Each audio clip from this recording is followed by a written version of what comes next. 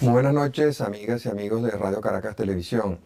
Como ustedes han podido experimentar durante el último año y tal vez durante los últimos 3 años, sería más justo decirlo, los problemas de desempleo y de inflación han venido creciendo.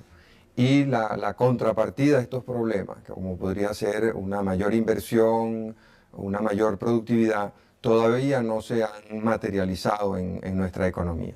Por eso esta noche hemos invitado para conversar sobre estos temas al profesor Jürgen Donges, quien tiene una larga experiencia académica y práctica en este sentido. Profesor, en Venezuela desde hace mucho tiempo hay una enorme preocupación por estos dos temas de empleo, y sentimos que la economía venezolana no crea suficientes empleos, y el problema de la inflación. La mayoría de las familias venezolanas se ven abrumadas por el incremento de los precios y no encuentran una explicación racional a este problema. Para enfrentar estos problemas, el Estado ha adoptado distintas políticas. Por ejemplo, en materia de empleo, ha creado muchísimos empleos a través desde el sector público. No solamente en burocracia, sino también en gigantescos programas de inversión, bien sea de obras públicas o creación de macroempresas en el sector siderúrgico, en el sector minero, en el sector eléctrico.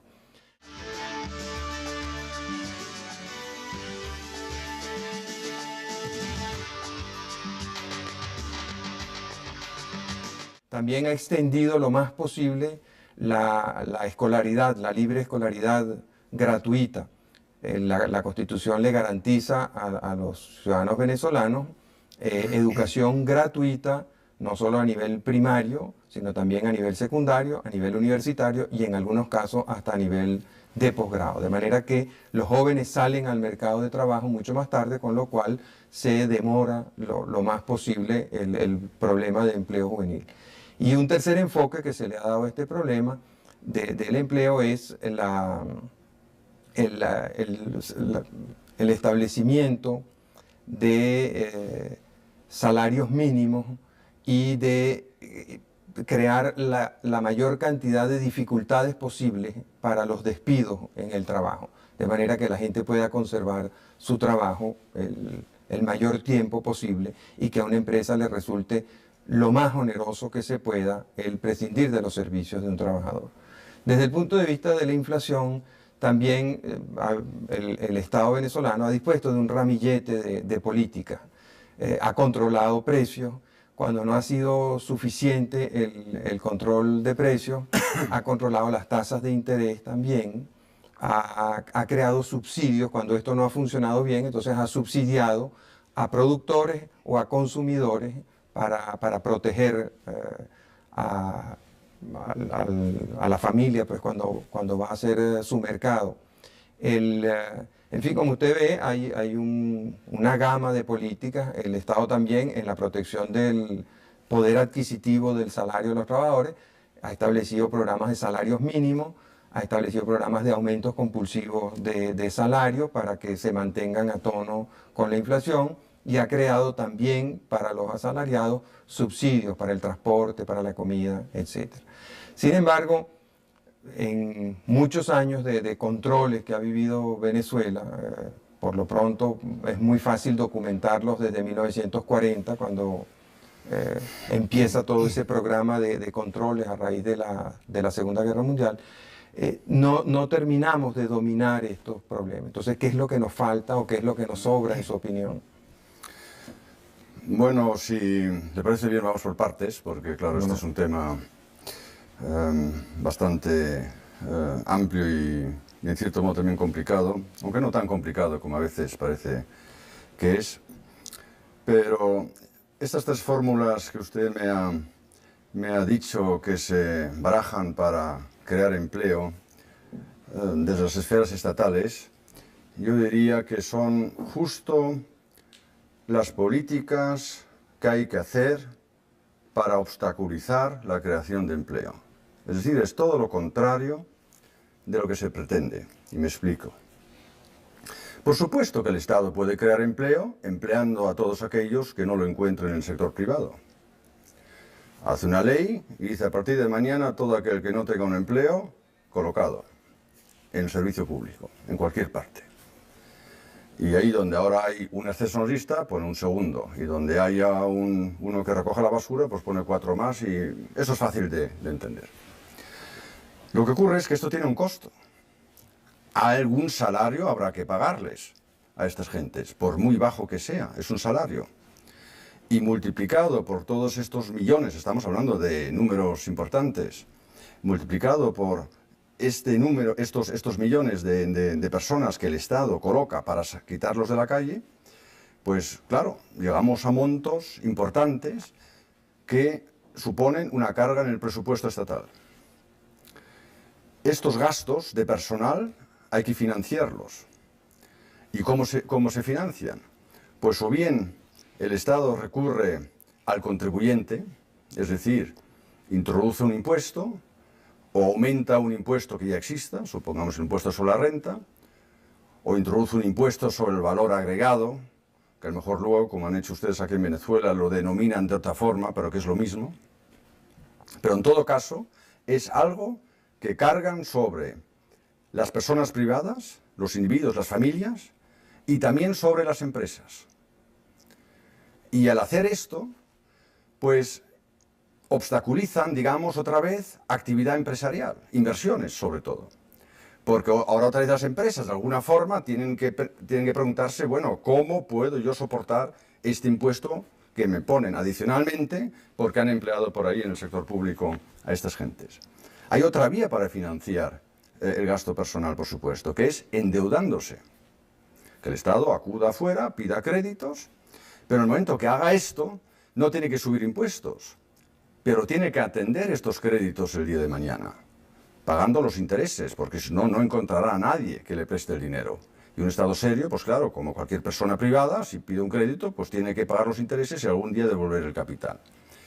Entonces el presupuesto se carga con estas cargas de intereses, y estos intereses suelen aumentar a lo largo del tiempo, con la consecuencia de que es cada vez menor el margen de maniobra que tiene el gobierno en el momento de utilizar su política fiscal para hacer cosas en bien de todos.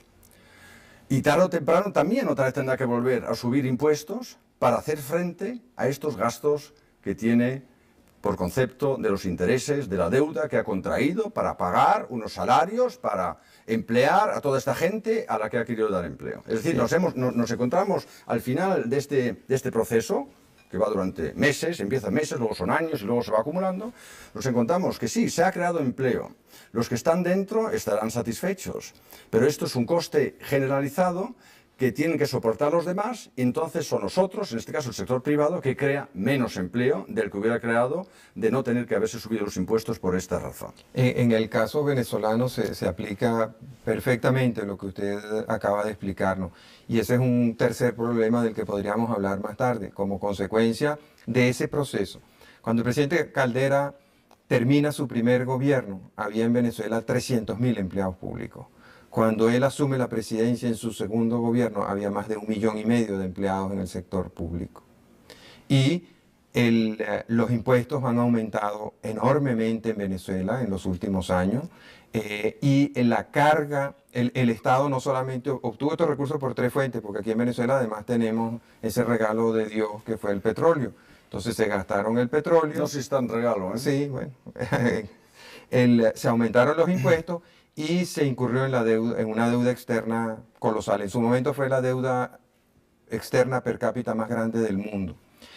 Hoy en día esa deuda se come más del 40% del presupuesto nacional, de manera que solamente queda el 60% disponible. Pero en vez de 300.000 empleados públicos, ahora hay 1.500.000 empleados públicos, entonces hay que cobrarle más impuestos a la gente, y por eso ahora pagábamos hace poco 10% de impuesto general a las ventas, ahora vamos a pagar 15% de impuesto general a las ventas, o IVA, como se le quiera llamar. El impuesto sobre la renta ha aumentado, el impuesto a los activos empresariales ha aumentado, las tasas y contribuciones que cobra el Estado venezolano. Y como consecuencia de eso, la inversión privada ha decaído de una manera dramática en los últimos años. Ahora, usted decía que las 3 le parecían contradictorias, sí. Aquí se refirió a la primera. La segunda creo que hay que verla desde 2 puntos de vista, que era la libre escolaridad extendida hasta el sistema universitario. Bueno, esto no es un programa para crear empleo. Esto es un programa para manipular estadísticas. Que duda cabe, mientras que los jóvenes acudan a la universidad, pues no aparecen en las estadísticas de desempleo como desempleados, ¿no? Están en la universidad y algo estudiarán y bien, pero eso yo nunca lo consideraría como una política activa, digamos, de reducción de desempleo. El problema que veo aquí ahora en relación al empleo de estas personas es que si usted abre completamente la universidad y establece el principio de libre enseñanza, es decir, una universidad completamente gratuita y posiblemente también con pocos mecanismos de sanción para todos aquellos que no se lo tomen demasiado en serio esto de estudiar y que van más bien ahí, bueno, pues para pasar el tiempo, pero que si suspenden, pues repiten y tampoco pasa nada.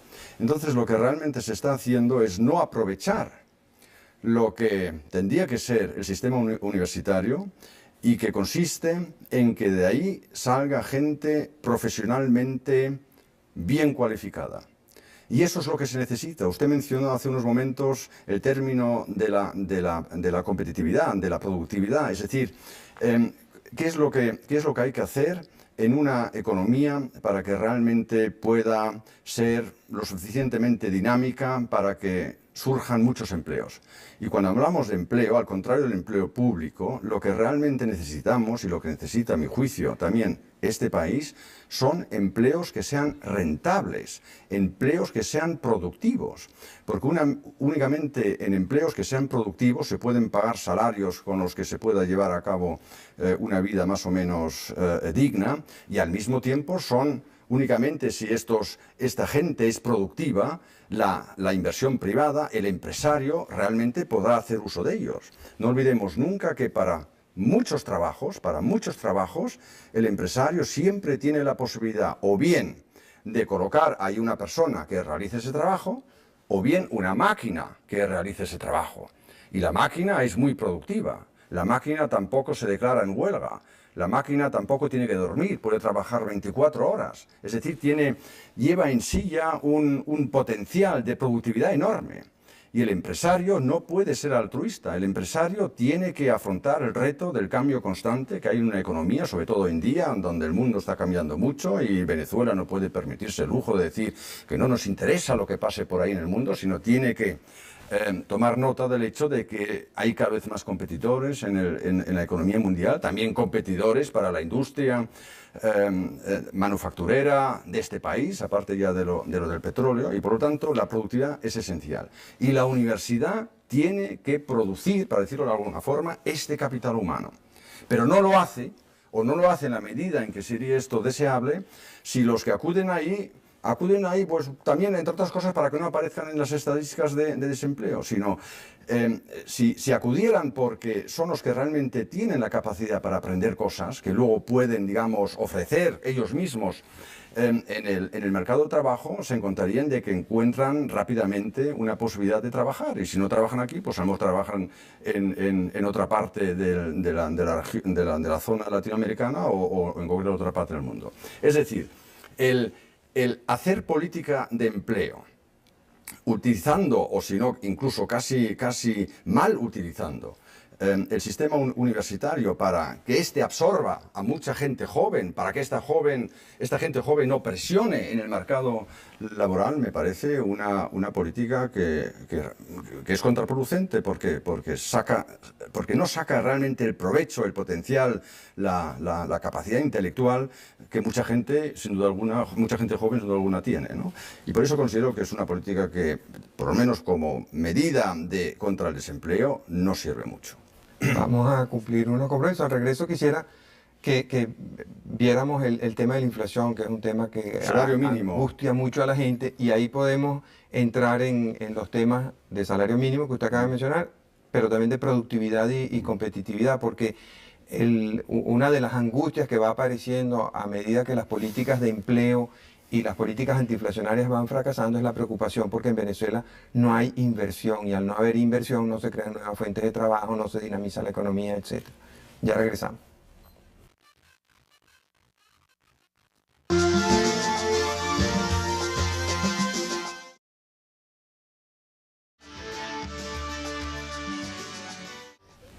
Estábamos hablando de los grandes problemas de la economía venezolana y hemos analizado el tema del empleo.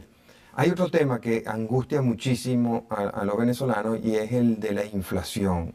Y para combatir la inflación, nuestros gobiernos han adoptado políticas de control de precios, control de tasas de interés, subsidios a los productores, subsidios a los consumidores, salario mínimo para proteger al trabajador, bonos y compensaciones adicionales, bonos de transporte, bonos de comida, para mejorar su poder adquisitivo para que pueda hacerle frente a la inflación. ¿Qué opina usted de esos? Son las tres grandes caminos de solución que han adoptado nuestras autoridades. ¿Qué opina de esas soluciones? Pues que no son soluciones. ¿Ninguna de las tres? Ninguna de las tres, sino son paliativos. El control de precios, que duda cabe, pues claro, si se maneja bien durante un periodo transitorio, pues sí, puede frenar la subida de los precios y esto pues beneficia a la población, pero es que solo transitoriamente. Y también otra vez acompañado de efectos colaterales que son menos positivos.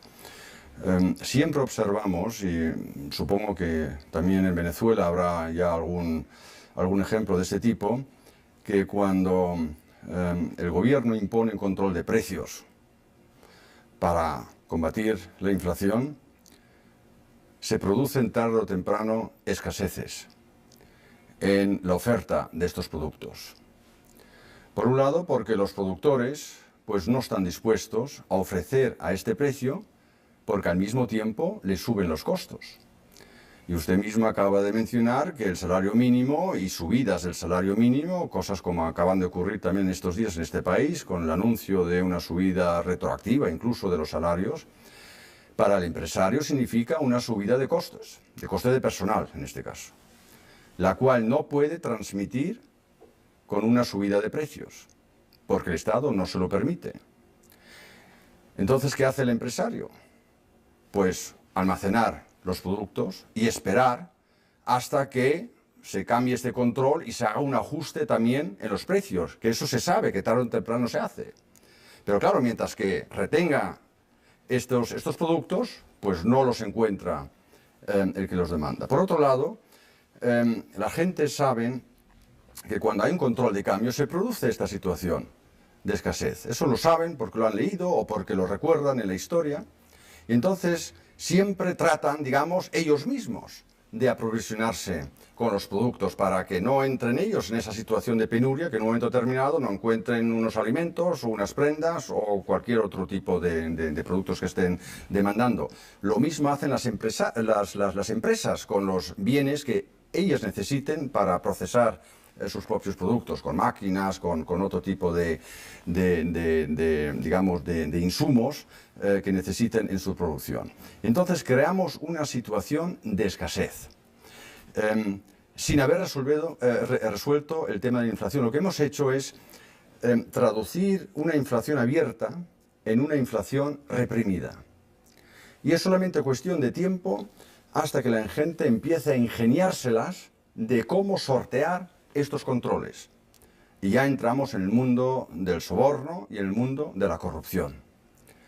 Y también nos encontramos con que puede haber incluso comportamientos en el sentido de que uno trata pues de exportar sus productos por alguna vía, incluso ilegal, ¿no? O sea, puede pasar que si ustedes imponen controles de cambio aquí en Venezuela sobre determinados productos alimenticios, que estos productos ya no salgan al mercado de Caracas, pero que a lo mejor sí se los encuentran en Bogotá, porque ahí no hay un control de precios. Y me parece un poco incómodo, ¿no?, para la señora por la mañana cuando vaya a compras, de tener que coger el avión y irse a Bogotá a comprar lo que podía haber conseguido aquí en Caracas si el gobierno no hubiera cometido ese error, digamos, de inventarse un sistema que es un aliciente para no sacar los productos al mercado. Por lo tanto, el control de precios es a todas las luces una mala medida. Yo entiendo que en una situación, digamos, de urgencia, si de repente por cualquier cosa hay un choque de lo que sea y los precios se disparan, que a lo mejor haya que que recurrir a esta medida, pero siempre es una medida mala. Y si me permite, le voy a dar un ejemplo de Alemania que sí está relacionado con Venezuela. Cuando los países de la OPEP,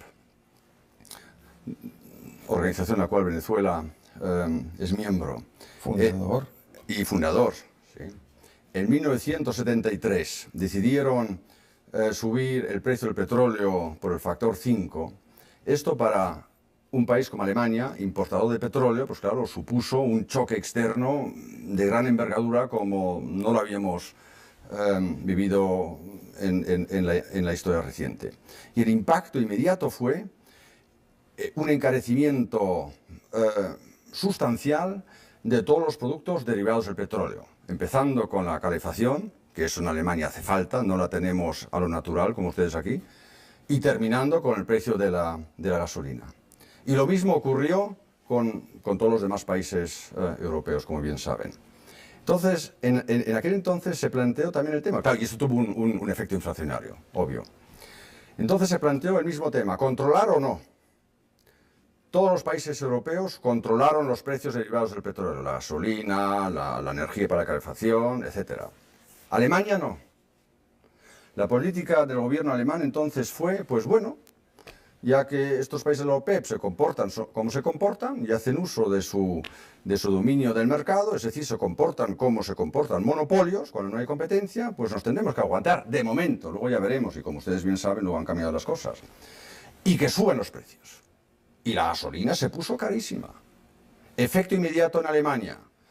Pues que utilizamos menos el carro, que bajamos un poco la temperatura de la calefacción, que también apagábamos las luces en las casas cuando salíamos de los cuartos. Es decir, inmediatamente, cuando las cosas se encarecieron, pues inmediatamente dijimos, pues hay que hacer algo para ahorrar en una cosa, en este caso energía, que se había encarecido. Todo lo contrario en países como España, Francia, Reino Unido, donde controlaron el precio de la gasolina.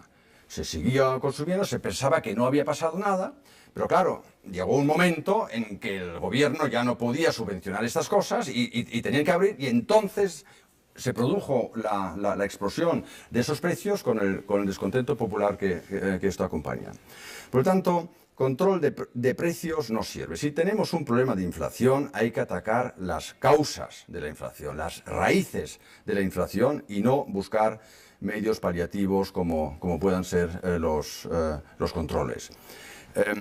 Salarios mínimos, por supuesto, que no es ninguna medida que sirva para Pero fíjese, el argumento de los gobiernos es interesante. Si se sube el salario mínimo, si se aumentan por vía de decreto, nosotros somos muy propensos a los decretos, se aumenta por vía de decreto los salarios, las remuneraciones, eso va a crear una demanda adicional de bienes y de servicios, porque la gente tiene ese dinero que lo va a gastar. Y esa demanda adicional de bienes y servicios va a crear entonces los empleos necesarios para producir esos bienes y servicios y satisfacer esas necesidades. Entonces, con una sola medida estamos resolviendo el problema de la inflación y el problema del empleo, y todos felices. Sí, sí. Claro, si el mundo fuera así, entonces pues habríamos descubierto, digamos, el secreto de cómo es entonces, de cómo solucionar estos problemas. Mire, esto no puede funcionar por una serie de causas. Empecemos por el efecto de demanda, el efecto que usted dice, que la subida del salario mínimo pues aumenta la demanda. Supongamos que eso en un momento sea así. Pues de este efecto tenemos que deducir unas cosas. En primer lugar, el venezolano, cuando ve aumentado su salario por la vía del decreto ley, no tiene por qué comprar productos venezolanos, sino podría, por ejemplo, decir, bien, me han subido el salario, tengo más poder adquisitivo, puedo comprar, pero voy a comprar productos colombianos, o de los Estados Unidos, o alemanes, siempre suponiendo que haya libertad en la importación. Y entonces nos encontramos que lo que estaba concebido como un programa, digamos, de fomento de la actividad económica en Venezuela, se convierte en un programa de fomento de la actividad económica en Colombia o en los Estados Unidos o en Alemania, donde a lo mejor no les hace falta, o si les hiciera falta que lo arreglen ellos. ¿Y por qué tiene que ser Venezuela? Esto por un lado. Pero el venezolano también puede tomar otra decisión. Dice, estupendo, me han subido el salario, pero yo tengo cubierto más o menos mis necesidades y me voy a dedicar al ahorro. No lo voy a gastar. He aprendido que ahorrar siempre es bueno y además quiero preparar yo un poco mis sistemas de pensiones y tal, porque no me fío mucho de la seguridad social.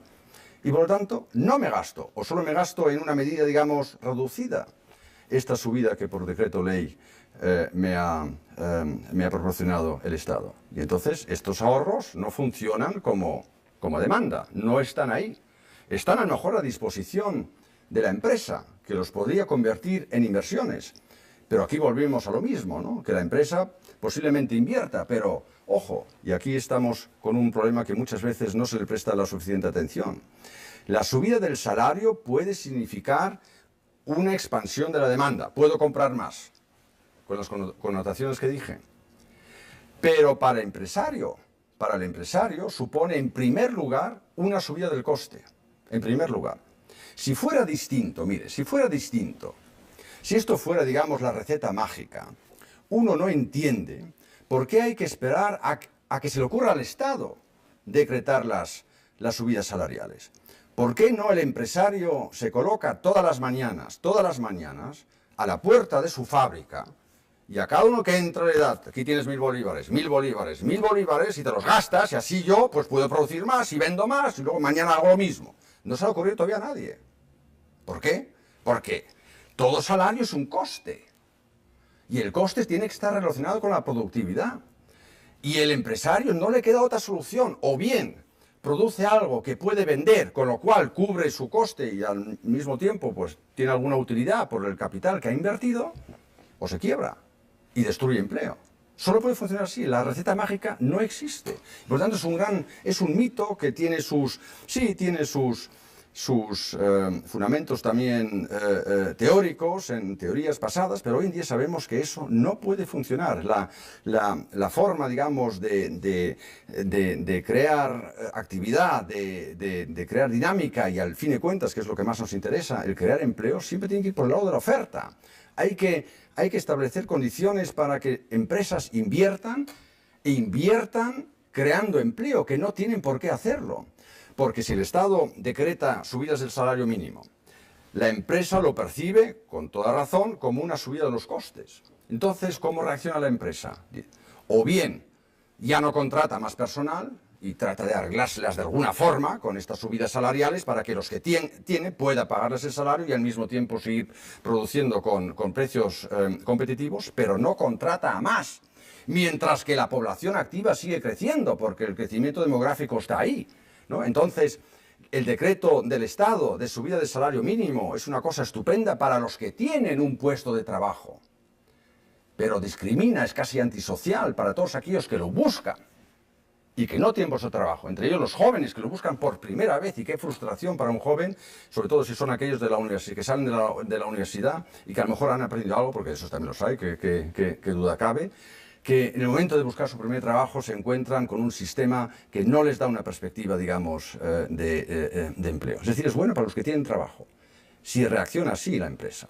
Pero también puede reaccionar de otra forma, despidiendo, siempre suponiendo que haya libertad de despido, y posiblemente tengamos que hablar de esto, pero puede ser también una alternativa. Entonces aumenta el desempleo como consecuencia de esta medida inicial.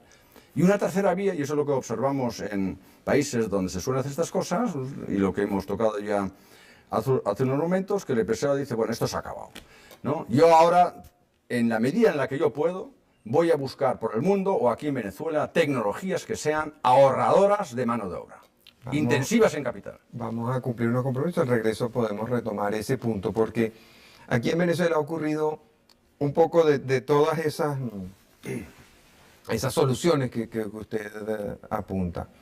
El Estado, para proteger al trabajador de la inflación y para crear más empleo ha usado estas políticas que hemos dicho, de primero empleo público, para subsidiarlo, aumentar los impuestos, una vez que los impuestos no fueron suficientes, endeudamiento, cuando se le cerraron las puertas del endeudamiento externo, recurrir al endeudamiento interno, cuando se le cerraron las puertas del endeudamiento interno y ya la carga de la deuda representaba el 40% del presupuesto, volvió a subir los impuestos, ha subido las tasas, las contribuciones, ya se está hablando de un aumento en el precio de la gasolina, etcétera, etcétera. Pero por otro lado también ha protegido al trabajador con salario mínimo, régimen de prestaciones sociales de carácter retroactivo, bonos, y ha creado todas las trabas posibles para el despido. No es que lo impida, pero lo hace muy costoso.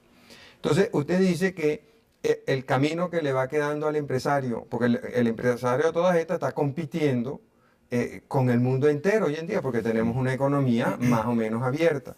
Y entonces vemos que ocurre lo que usted nos decía hace un momento, que el ama de casa se puede surtir mucho mejor de bienes y productos venezolanos en un automercado colombiano que en un automercado venezolano. Y eso a su vez va a provocar alguna reacción en Colombia, porque los empresarios colombianos ya están empezando a resentir esa entrada de bienes subsidiados al mercado colombiano que les hace muy difícil a ellos subsistir. Es como una competencia desleal desde su punto de vista. Indudablemente. Ahora, el otro problema que tenemos es, te dice, bueno, tarde o temprano el empresario va a tener que cambiar trabajo por tecnología. Y ahí es donde el Estado venezolano ha tomado una medida que yo no termino de comprender, y lo podemos analizar cuando regresemos.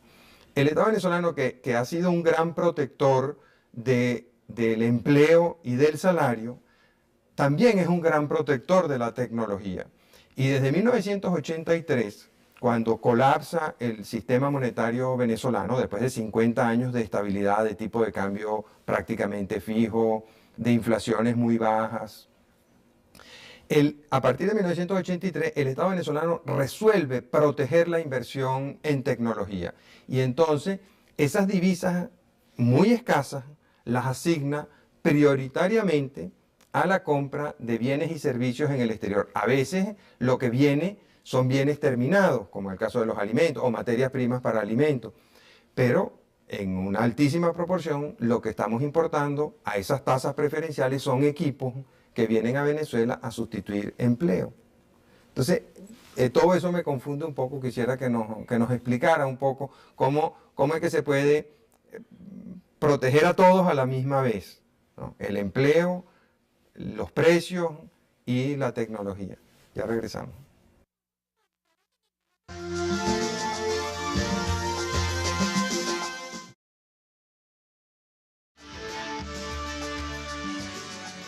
Hace un momento comentábamos las dificultades que enfrentan los gobiernos para satisfacer los anhelos de su población. Aquí la población quiere más empleo, quiere menos inflación, quiere más inversión, pero usted nos está diciendo que todas esas medidas que se toman para proteger el empleo, por lo menos las que hemos tomado aquí nosotros, no sirven, las que estamos tomando para luchar contra la inflación tampoco sirven. No nos hemos referido todavía al tema de los subsidios, que es una de las preferidas a productores o a consumidores o a ambos. Y el Estado también siente, o los gobiernos sienten la necesidad de que haya inversión. Y la gente no quiere invertir, en parte por algunas de las consideraciones que usted hace, y los gobiernos pues muchas veces piensan que es por egoísmo de los empresarios. Entonces, por eso se han estado tomando unas medidas también, o sea, para que no se vayan los capitales. Entonces hemos ido cerrando la economía, está prohibida la salida de capitales de Venezuela en este momento, hay un control de cambios muy estricto, hay un control en las tasas de interés que plantea ciertas contradicciones, porque el capital no se puede ir, pero tampoco encuentra remuneración adecuada en Venezuela, porque las tasas son negativas en unas magnitudes ya muy considerables. Entonces, o sea, ¿cómo hacer? Bueno, por todo lo que usted está diciendo y lo que yo estoy viendo, parece ser que la política económica en este país no se basa, digamos, en un concepto que cumpla una condición fundamental para que sirva para algo, para algo positivo, y es el de la coherencia. Porque todas estas medidas puntuales que usted está mencionando vienen a decirnos de que, bueno, que el gobierno pues actúa cuando surge algún problema, ad hoc, ¿no? Y entonces actúa para apagar, es un poco como apagar un fuego aquí y un fuego allá, pero que no se presenta, digamos, o no asume el desafío de, primero, analizar las causas fundamentales por las cuales no se producen empleos rentables y productivos, repito, en la medida que esto es necesario para absorber el crecimiento vegetativo de la población. No analiza estas causas, aunque sabemos cuáles son las causas, y hay muchos estudios hechos sobre esto, es decir, no habría que volver a empezar a analizarlo hoy en día, se sabe cuáles son las causas y algunas las hemos mencionado. La inflación creo que es un método, bueno, casi seguro para destruir empleo y para reducir el bienestar social en cualquier país, y Venezuela no va a ser una excepción de esto. Esto no se hace, y como no se hace este análisis, digamos, fundamental, o no se utilizan los conocimientos y los saberes que ya tenemos, pues tampoco se configuran, digamos, políticas económicas en los diferentes frentes que sean coherentes entre sí. Y si por un lado establecemos salarios mínimos e incluso decretamos sus subidas, como usted acaba de mencionar, y al mismo tiempo fomentamos la importación, para decirlo de alguna forma, de tecnología moderna del extranjero, lo cual significa que es tecnología que vendrá de países más o menos altamente industrializados, y en esos países las tecnologías normalmente son muy intensivas en el uso de capital, porque ahí lo que escasea es la mano de obra.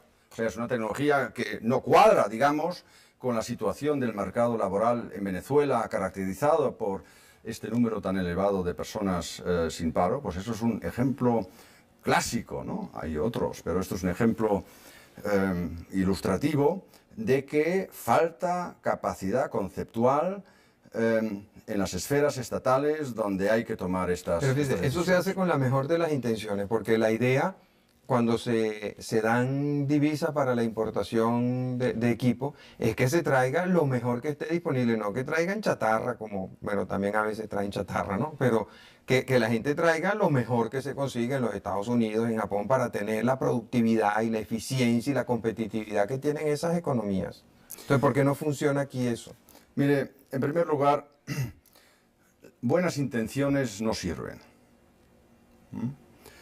Podría decirse que el enemigo de lo bueno no es lo malo, no es el malo, sino es el que viene con las buenas intenciones. Porque el venir con las buenas intenciones es siempre servir a una clientela determinada. Y yo no discuto de que en un momento determinado una medida de este tipo puede servir para algo. Pero es que tenemos que ver que una economía pues es como un ser humano, ¿no? Eso se mueve, no se para, se mueve, respira. Y tiene que desarrollarse, como hemos visto, en mercados altamente competitivos. Y entonces un gobierno tiene que tener siempre, pienso, una visión de medio, incluso de largo plazo. Por lo menos una visión que abarque el periodo legislativo de un gobierno. Tendría que ser incluso más largo, porque hay medidas que tienen, por ejemplo, en el campo de la educación o en el campo de la lucha contra la contaminación, son procesos muy, muy largos, y ahí nos sirven las buenas intenciones, que las buenas intenciones son siempre que hoy quiero hacer algo para que mañana estén contentos, y no pienso en el pasado mañana. Un boxeador, cuando sale al ring, no le sirve que le azotee un puñado en el primer round, o le pone KO, pero eso normalmente no se consigue, sino la cuenta se hace al final de las 12 vueltas, al final, y el que más haya repartido es el que gana, no el que en la primera vuelta haya sido el mejor. Y así es, en la competición deportiva lo sabemos, en cualquier partido de fútbol lo que se cuenta es al final, y no el haber metido el gol a los 2 minutos, que es la buena intención, y ya hemos ganado, y ahora nos quedamos con brazos cruzados y supondremos que los demás no nos hagan el feo de meter ahora ellos también goles, ¿no? Porque así no hemos jugado, ¿no? Así no funciona. Las buenas intenciones, cuidado, no sirven. Hay que ir a medio plazo. Entonces usted dice que, claro, es lógico que tratemos de importar lo mejor que haya por ahí. Bueno, esto es un tópico muy generalizado, de pensar que lo mejor es únicamente lo que haya en países altamente industrializados. Hoy en día el mundo ya no es así. Tenemos una gran gama también de tecnologías intermedias. Y qué duda cabe que hay producciones para las cuales las tecnologías pues únicamente se consiguen en Alemania o en los Estados Unidos y son tecnologías, vamos ya, del último grito, y que no vienen, digamos, acompañadas con muchos puestos de trabajo. Eso está claro. Y en el sector petrolero es un sector clásico, digamos, que ahí la posibilidad, digamos, de emplear a gente, pues de alguna forma está limitada, a no ser que el Estado decrete otra vez el empleo público, ¿no? Lo que estábamos hablando antes. Ahí la tecnología solamente es como es y por lo tanto pues es muy intensiva en capital y poco intensiva en mano de obra.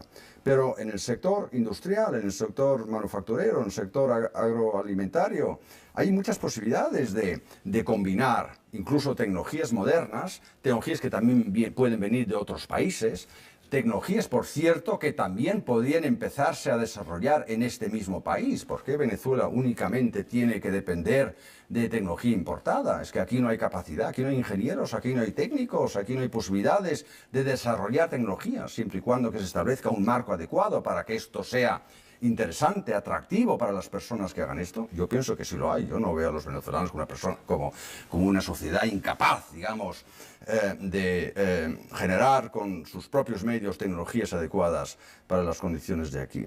Y entonces, pues, las empresas tienen posibilidades de combinar en todos los países, y en Venezuela esto no es distinto. Lo que ocurre es que esto se hace en función de los costos. Y es una palabra que parece que a muchos políticos les cuesta pronunciarla. A los sindicatos, por cierto, también. Es algo así como si eso no existiera. El costo de algo.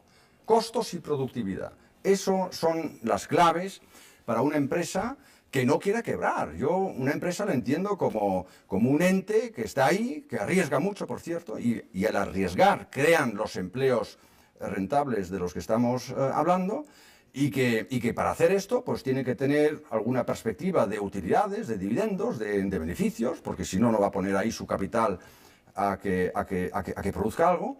Esa es la visión que yo tengo de la empresa, por eso lo llamamos empresa, es alguien que emprende algo.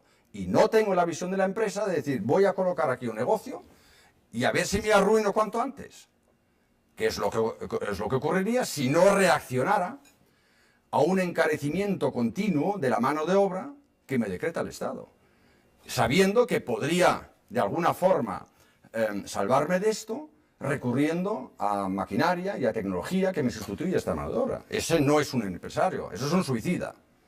Y ese seguro que no va a contribuir mucho a la creación de empleos en una sociedad.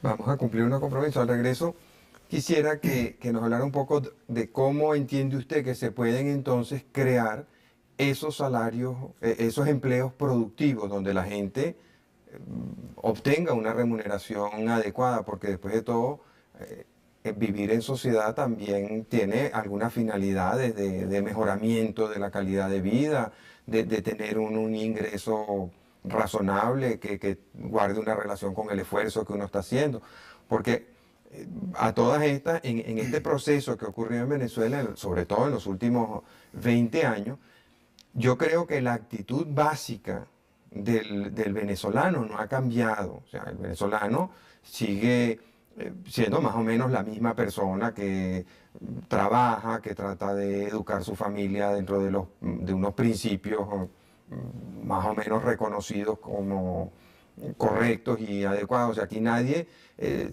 se levanta en la mañana para enseñarle al muchachito que sea mentiroso, que sea ladrón, que sea tramposo, ¿no? Le enseña que diga la verdad, que estudie, que se prepare, va a su trabajo, procura hacerlo lo mejor posible.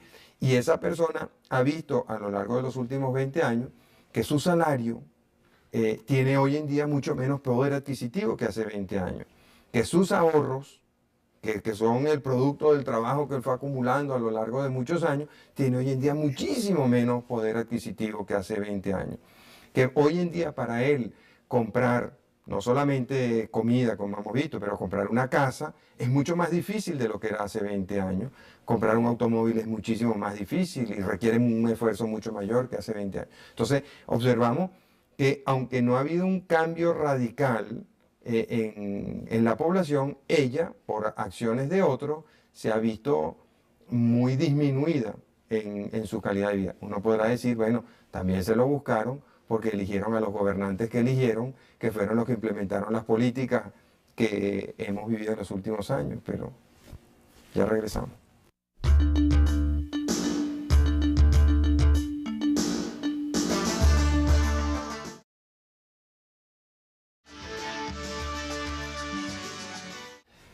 Comentamos hace un momento que la gente no tiene la culpa de los errores pues, que puedan cometer los gobiernos y que las políticas de creación de empleo que se han adoptado son inadecuadas y lo mismo las políticas para luchar contra la inflación o para fomentar la inversión.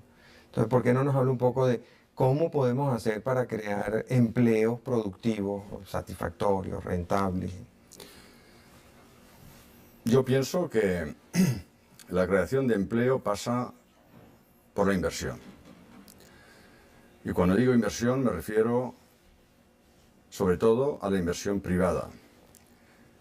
Y a una inversión privada que se realice en un marco, digamos, competitivo, no en situaciones de monopolio, es decir, en mercados donde haya competencia, porque es la competencia la que actúa, digamos, como un acicate, como un látigo a los empresarios, para que constantemente estén produciendo nuevas ideas y de las nuevas ideas salgan nuevos productos, es decir, innovaciones, y son esas mismas innovaciones las que producen más oportunidades de empleo. Es decir, la inversión productiva, la inversión en capital fijo, la inversión empresarial es para mí la clave para crear empleo.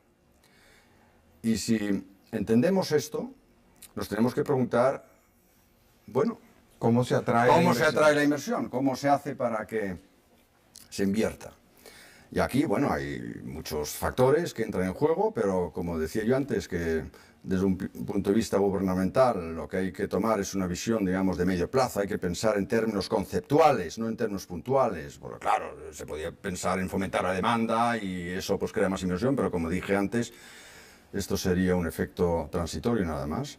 Entonces, si nos cercioramos en los aspectos fundamentales, hay varias cosas que hay que poner simplemente en orden para que el empresario invierta a largo plazo. Y una de las cosas que hay que poner en orden es la inflación. Cuando hay inflación, muchos empresarios piensan más en cómo ellos mismos también defenderse contra los efectos de la inflación y están constantemente en cuestiones de que si la contabilidad, de que si invertir mejor en vivienda o en suelo porque eso se desvaloriza menos y, en fin, hacen muchas cosas menos lo que tenían que hacer para crear empleo, que sería ponerse a desarrollar nuevos productos y crear mercado, penetrar mercado, crear capacidad exportadora, etc. Muy aparte de que la inflación, sobre todo si va acompañada con medidas puntuales del tipo que usted y yo hemos analizado hace unos momentos, pues distorsiona todo, digamos, el cálculo económico. Por lo tanto, el reducir la tasa de inflación en un país con una inflación alta, y Venezuela es un país de estos, a mí me parece ineludible. Eso es una cosa que hay que atacarla ya de entrada. Otro aspecto que es importantísimo para que se produzca suficientemente inversión es cuidar el sistema tributario. Los impuestos son necesarios, que duda cabe, y no conozco ningún empresario que haya dicho que a él no le gustan pagar impuestos. Lo que ocurre es que los impuestos que se pagan, pues se pagan con la idea de que se reciba una contrapartida. En el caso de un inversor privado, la contrapartida no consiste en que le den fomentos y subsidios, ese tipo de cosas, aunque claro, si se lo dan, pues tampoco va a decir, no, a mí no, pues lo coge, por supuesto. No, sino la contrapartida para el empresario, para que invierta, es que estos ingresos tributarios se utilicen, por ejemplo, para mejorar la dotación de infraestructuras en un país. Y me refiero a infraestructuras en el más amplio sentido de la palabra, es decir, no solo carreteras importantes, puertos importantes, telecomunicaciones, que duda cabe que todo eso es importante, porque todo eso aumenta, digamos, la rentabilidad esperada, la remuneración esperada del capital que invierte este empresario. Sino, dotación de infraestructuras abarca también todo lo relacionado con la educación, con la enseñanza, no gratuita, no regalado, sino una enseñanza con unos claros principios que estén todos ellos orientados de que tenemos que mejorar, digamos, la capacidad de análisis y de hacer cosas, tanto a nivel intelectual como a nivel técnico. Tienen que surgir muchos ingenieros y tienen que surgir, cada uno a su manera y con sus posibilidades, pero que no haya, digamos, ni analfabetos, ni gente que no sepa hacer nada. La cualificación profesional es la clave en todos los países del mundo para que haya un desarrollo económico autosostenido, y desarrollo económico autosostenido solo lo hay si hay mucha inversión duradera. Por lo tanto, el sistema tributario tiene que ser de tal forma que, por un lado, la presión fiscal no se exceda, porque eso siempre frena la inversión. Nadie sabe hasta dónde puede llegar la presión fiscal, pero todo el mundo sabe que si es demasiado alta, pues entonces la gente o los empresarios ya no invierten. Eso por un lado. Y por otro lado, hay que hacer un buen uso de la recaudación que el Estado obtiene por concepto de estos impuestos. Y esto ya animaría también la inversión. Tercer aspecto que yo considero esencial. No nos tenemos que fijar únicamente en la inversión de los empresarios del país, en este caso venezolanos, sino Venezuela también tiene la posibilidad, como todos los otros países, de atraer también inversores del extranjero. Me refiero a la inversión directa extranjera. Inversiones que vienen del extranjero y que vienen aquí, y al venir aquí también crearían empleo. Pero para que los inversores extranjeros vengan, se tienen que encontrar aquí con un entorno que les sea favorable. Y repito, no se trata de darles estímulos fiscales, exoneraciones tributarias o este tipo de cosas, sino un entorno general, objetivamente hablando, favorable. Y un entorno es favorable si hay, digamos, un sistema jurídico claro y transparente, es decir, si no se están cambiando constantemente las reglas de juego, que me parece ser que esto en alguna medida está ocurriendo en este país. También es favorable un entorno donde el mercado esté abierto también hacia afuera, es decir, donde no haya proteccionismos arancelarios o de otro tipo que siempre llevan acompañado una burocracia ilimitada y hay que rellenar muchos papeles, y hay que sobornar, etc. Entonces ahí no se va, ¿no? Y sobre todo un entorno en donde haya libertad cambiaria. Mire, un país que tiene un control de cambio. Usted ha dicho que el control de cambio aquí es muy severo. Este país transmite al extranjero, en cierto modo, que la inversión extranjera aquí no es bienvenida. ¿Por qué? Porque el extranjero tiene que pensar que si hay control de cambio, no le permitirán posiblemente, o se lo harán muy difícil, el repatriar los beneficios que haya obtenido de su inversión, o incluso si algún día piensa en irse otra vez del país, por las causas que sea, en repatriar también su capital. Es la experiencia que tenemos en todas las partes del mundo, histórica, y es algo que los inversores saben. No se les olvida esto. Es como decir, el control de cambio desde el punto de vista de un inversor extranjero es algo así como la amenaza de que le van a expropiar. Y ya puede insistir un gobierno una y otra vez de que eso no va a ocurrir y que lo del control de cambio pues es un poco una cosa que se ha tenido que hacer, una situación de urgencia, crisis bancaria en este caso, en este país, y que lo vamos otra vez a quitar. Esto el inversor extranjero simplemente no se lo va a creer. Y a lo mejor está equivocado. A lo mejor el gobierno realmente piensa eliminar este control de cambio. Pero lo que cuenta a la hora de la verdad, en el momento de decidir si invertir en Venezuela y crear aquí empleos, es lo que piensa este inversor extranjero. Tenga razón o no, si él cree, si él no cree lo que le dice el gobierno, entonces no vendrá a Venezuela y se irá a otro país. Y por consiguiente... Pero hay tantas oportunidades para que se vaya a otros países. Hay muchísimas. Este mundo consiste de 180 países.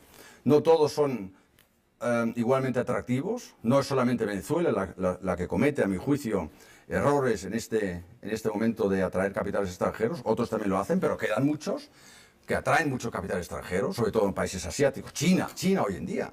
Fíjese, China, con un régimen político todavía de la edad antigua, casi se puede decir, pero que ha entendido que económicamente hay que abrirse, han aprendido las reglas de juego y sabe una cosa, hay que mimar a este inversor extranjero. Y repito, no haciendo regalos y dándole privilegios, no, sino simplemente dándole la sensación de que si invierte en China es más o menos igual como si invirtiera en Francia, en España, en los Estados Unidos o en Canadá. De eso se trata, de que haya algo así, digamos, como un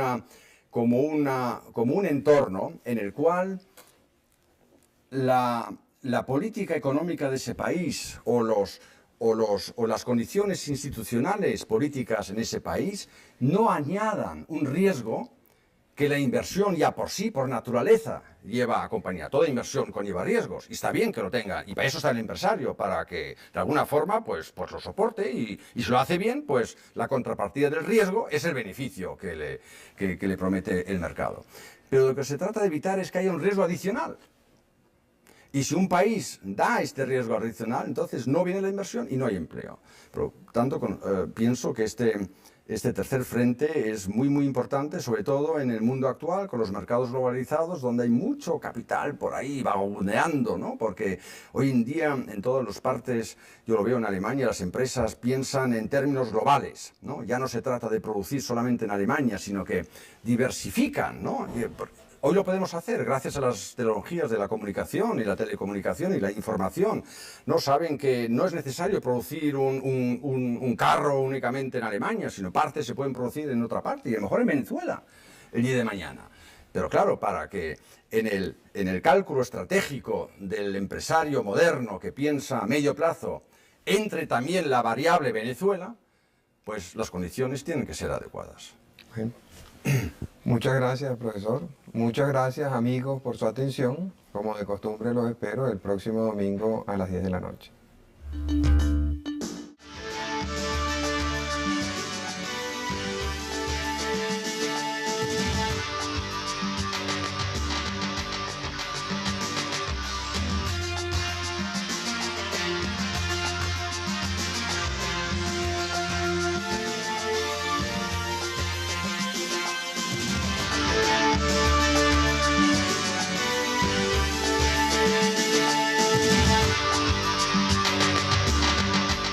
El trabajo, de manera que la gente pueda conservar su trabajo el mayor tiempo posible y que a una empresa le resulte lo más oneroso que se pueda el prescindir de los servicios de un trabajador.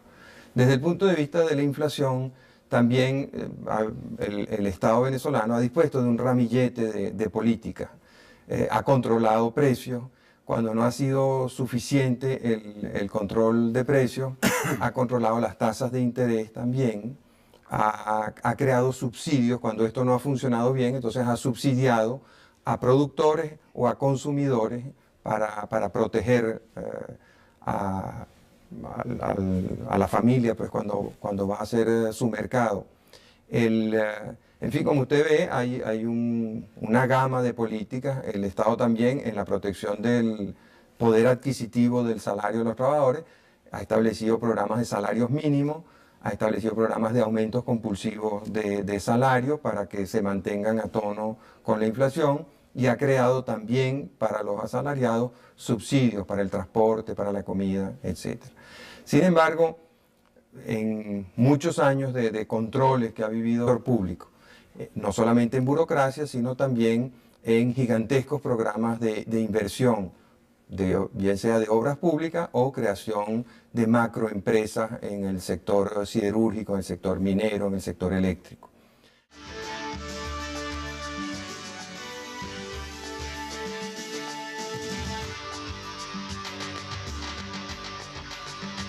También ha extendido lo más posible la escolaridad, la libre escolaridad gratuita. La Constitución le garantiza a los ciudadanos venezolanos educación gratuita, no solo a nivel primario, sino también a nivel secundario, a nivel universitario y en algunos casos hasta a nivel de posgrado. De manera que los jóvenes salen al mercado de trabajo mucho más tarde, con lo cual se demora lo más posible el problema de empleo juvenil. Y un tercer enfoque que se le ha dado a este problema del empleo es el establecimiento de salarios mínimos y de crear la mayor cantidad de dificultades posibles para los despidos.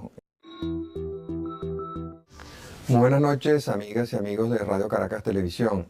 Como ustedes han podido experimentar durante el último año y tal vez durante los últimos 3 años, sería más justo decirlo, los problemas de desempleo y de inflación han venido creciendo. Y la contrapartida de estos problemas, como podría ser una mayor inversión, una mayor productividad, todavía no se han materializado en nuestra economía. Por eso esta noche hemos invitado para conversar sobre estos temas al profesor Jürgen Donges, quien tiene una larga experiencia académica y práctica en este sentido. Profesor, en Venezuela desde hace mucho tiempo hay una enorme preocupación por estos dos temas de empleo, y sentimos que la economía venezolana no crea suficientes empleos, y el problema de la inflación. La mayoría de las familias venezolanas se ven abrumadas por el incremento de los precios y no encuentran una explicación racional a este problema. Para enfrentar estos problemas, el Estado ha adoptado distintas políticas. Por ejemplo, en materia de empleo, ha creado muchísimos empleos a través desde el sector. Y ahí donde ahora hay un ascensorista, pone un segundo. Y donde haya uno que recoja la basura, pues pone 4 más, y eso es fácil de entender. Lo que ocurre es que esto tiene un costo. Algún salario habrá que pagarles a estas gentes, por muy bajo que sea, es un salario. Y multiplicado por todos estos millones, estamos hablando de números importantes, multiplicado por este número, estos millones de personas que el Estado coloca para quitarlos de la calle, pues claro, llegamos a montos importantes que suponen una carga en el presupuesto estatal. Estos gastos de personal hay que financiarlos. ¿Y cómo se financian? Pues o bien el Estado recurre al contribuyente, es decir, introduce un impuesto o aumenta un impuesto que ya exista, supongamos el impuesto sobre la renta, o introduce un impuesto sobre el valor agregado, que a lo mejor luego, como han hecho ustedes aquí en Venezuela, lo denominan de otra forma, pero que es lo mismo. Pero en todo caso, es algo que cargan sobre las personas privadas, los individuos, las familias, y también Venezuela, por lo pronto, es muy fácil documentarlos desde 1940, cuando empieza todo ese programa de controles a raíz de la Segunda Guerra Mundial. No terminamos de dominar estos problemas. Entonces, ¿qué es lo que nos falta o qué es lo que nos sobra, en su opinión? Bueno, si le parece bien, vamos por partes, porque claro, este es un tema bastante amplio y en cierto modo también complicado, aunque no tan complicado como a veces parece que es. Pero estas 3 fórmulas que usted me ha dicho que se barajan para crear empleo desde las esferas estatales, yo diría que son justo las políticas que hay que hacer para obstaculizar la creación de empleo. Es decir, es todo lo contrario de lo que se pretende. Y me explico. Por supuesto que el Estado puede crear empleo empleando a todos aquellos que no lo encuentren en el sector privado. Hace una ley y dice: a partir de mañana todo aquel que no tenga un empleo colocado en el servicio público, en cualquier parte.